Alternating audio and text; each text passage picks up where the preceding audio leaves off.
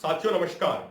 कांग्रेस ने भारतीय सेना की सबसे सीक्रेट यूनिट टीएसडी के खिलाफ साजिश रची थी। आज इस घटना के बारे में हम आपको विस्तार से बताएंगे और इस घटना को जानने के बाद हर भारतीय को गुस्सा आएगा, उसके पैरों के तले की जमीन खिसक जाएगी और उसके मन में ये सवाल होगा कि कोई भी राजनीतिक पार्टी या सरकार अपने ही देश के साथ ऐसा गलत काम कैसे कर सकती है। सबसे पहले हम आपको बताते हैं भारतीय सेना की सीक्रेट यूनिट टीएसडी यानी टेक्निकल सपोर्ट डिवीजन के बारे में। 2008 में मुंबई में हुए आतंकी हमलों के बाद डिफेंस मिनिस्ट्री के आदेश पर टीएसडी यूनिट को बनाया गया और टीएसडी यूनिट का मुख्य काम था दुश्मन देशों के अंदर घुस के कोवर्ट ऑपरेशंस को अंजाम देना। उस समय जनरल कपूर भारतीय सेना के अध्यक्ष थे। जनरल वीके सिंह के समय टीएसडी के काम को तेजी से आगे बढ़ाया गया। टीएसडी के अंदर सिर्फ 40 मेंबर थे और टीएसडी के कमांडिंग ऑफिसर थे कर्नल हनी बख्शी। 2 साल के अंदर टीएसडी ने आईएसआई के नेटवर्क को पूरे तरीके से तहस नहस कर दिया था। 2 साल के अंदर टीएसडी यूनिट सैयद सलाउद्दीन व हाफिज सईद जैसे आतंकवादियों को मार गिराने के बहुत नजदीक पहुंच गई थी। टीएसडी ने पाकिस्तान के अंदर घुस के 8 कोवर्ट ऑपरेशंस को अंजाम दिया था। टीएसडी ने पाकिस्तान के अंदर घुस के आईएसआई के ठिकानों को नष्ट कर दिया था और जो पाकिस्तान की बॉर्डर एक्शन टीम थी उस बॉर्डर एक्शन टीम को टीएसडी ने न्यूट्रलाइज कर दिया था। जो भारत के अंदर आईएसआई की स्लीपर सेल्स थी उन सभी स्लीपर सेल्स को टीएसडी ने न्यूट्रलाइज कर दिया था। जब 2 सालों में टीएसडी ने बहुत बेहतरीन तरीके से अपने ऑपरेशंस को अंजाम दिया तो उस समय भारत में घटित होने वाली आतंकी घटनाओं में बहुत कमी आई थी। 1980 के दशक में जब आरएडब्ल्यू ने पाकिस्तान के अंदर घुस के अपने ऑपरेशंस को अंजाम देना शुरू किया था तो उस समय पूरी पाकिस्तानी मिलिट्री एस्टेब्लिशमेंट बौखला गई थी और आईएसआई के चीफ ने रॉ के हेड से ये रिक्वेस्ट की थी कि रॉ पाकिस्तान के अंदर अपने ऑपरेशंस को रोक दे और उसके बदले में आईएसआई भी भारत से अपना बोरिया बिस्तरा समेट लेगी। तो कुछ अधिकारियों का कहना था कि ठीक उसी तरीके से टीएसडी ने आईएसआई के अंदर फिर से खौफ पैदा कर दिया था। 2012 में अचानक से टीएसडी के ऊपर आरोप लगने शुरू हुए और आरोप लगने के साथ साथ वो आरोप जानबूझ के मीडिया में लीक किए गए।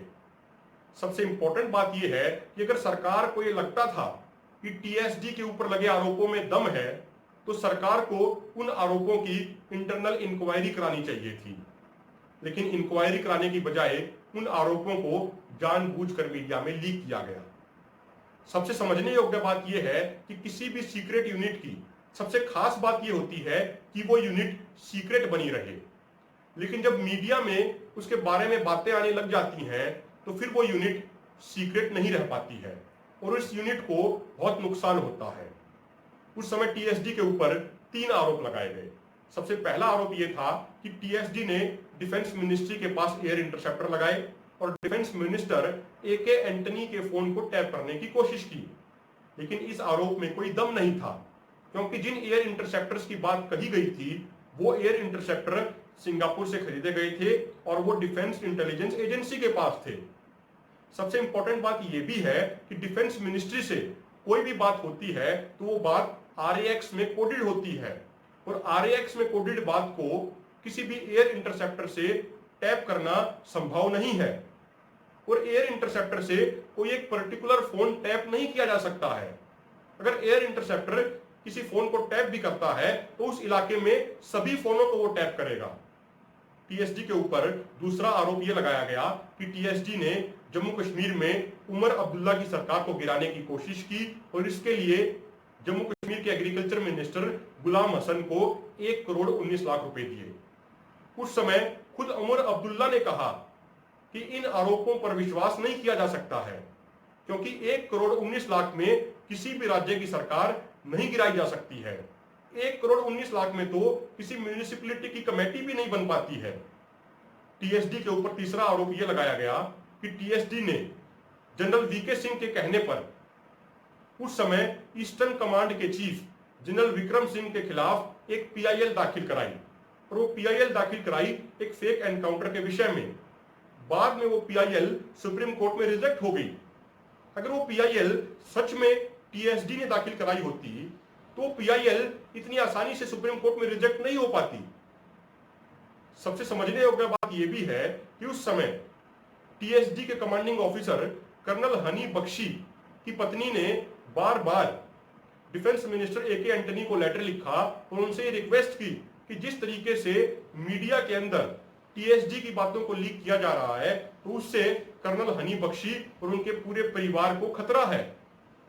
लेकिन डिफेंस मिनिस्ट्री की तरफ से कोई कदम नहीं उठाया गया और उसके बाद टीएसडी के सभी मेंबर्स के खिलाफ इंक्वायरी शुरू कर दी गई। 2018 में उस इंक्वायरी का नतीजा आया और उस नतीजे में कहा गया कि टीएसडी के खिलाफ लगाए गए सभी आरोप झूठे थे और टीएसडी के सभी मेंबर्स निर्दोष हैं। अब हम आपको बताते हैं कि टीएसडी के ऊपर लगाए गए इन आरोपों के पीछे असली खेल क्या था और किन कारणों से जनरल विक्रम सिंह ने राजनेताओं के कहने पर टीएसडी को 2012 में बंद कर दिया।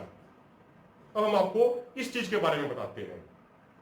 2012 में टीएसडी के एक मेंबर शम दास को कोची में रेवेन्यू इंटेलिजेंस ने गिरफ्तार किया और उस समय डिफेंस सेक्रेटरी शशिकांत शर्मा ने कहा कि अचानक से जो सेना का जो बजट है जो इंटेलिजेंस का उसमें बढ़ोतरी हुई है और वो 47 करोड़ से बढ़ के लगभग 67 करोड़ हो गया है। तो उसके खिलाफ डिफेंस सेक्रेटरी ने जांच शुरू करा दी। आपको मैं बता दूं कि यही डिफेंस सेक्रेटरी शशिकांत शर्मा बाद में सीएजी के हेड बने थे और इनका नाम अगस्ता वेस्टलैंड डील में भी सामने आया था। उसके बाद सबसे इंपॉर्टेंट बात समझने की यह है कि उस समय जनरल वीके सिंह और सरकार के बीच टकराव चल रहा था और ये टकराव चल रहा था जनरल वीके सिंह की उम्र को लेके। जनरल वीके सिंह कह रहे थे कि उनकी डेट ऑफ बर्थ 1951 है, सरकार कह रही थी उनकी डेट ऑफ बर्थ 1950 है। अगर उनकी डेट ऑफ बर्थ को 1951 मान लिया जाता तो जनरल वीके सिंह को आर्मी चीफ के तौर पे 1 साल और अधिक मिल जाता। उस समय जनरल वीके सिंह ने कहा कि प्रधानमंत्री मनमोहन सिंह के एडवाइजर टीके नायर टाटा ट्रक स्कैम में इन्वॉल्व हैं। उसके अलावा इस पूरी चीज को समझने के लिए आपको यह भी समझना होगा कि हमाम क्या होता है। 1993 में वोहरा कमेटी ने अपनी रिपोर्ट पेश की और यह कहा कि एक हमाम टाइप का ऑर्गेनाइजेशन देश में काम कर रहा है।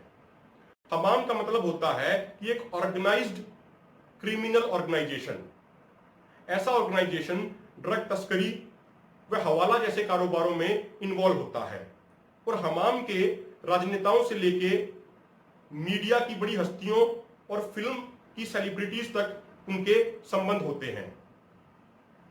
रॉ के पूर्व अधिकारी आरएसएन सिंह ने कहा कि हमाम के तार बड़ी बड़ी फिल्म हस्तियों, बड़ी बड़ी मीडिया की हस्तियों और राजनेताओं के साथ भी जुड़े हुए हैं।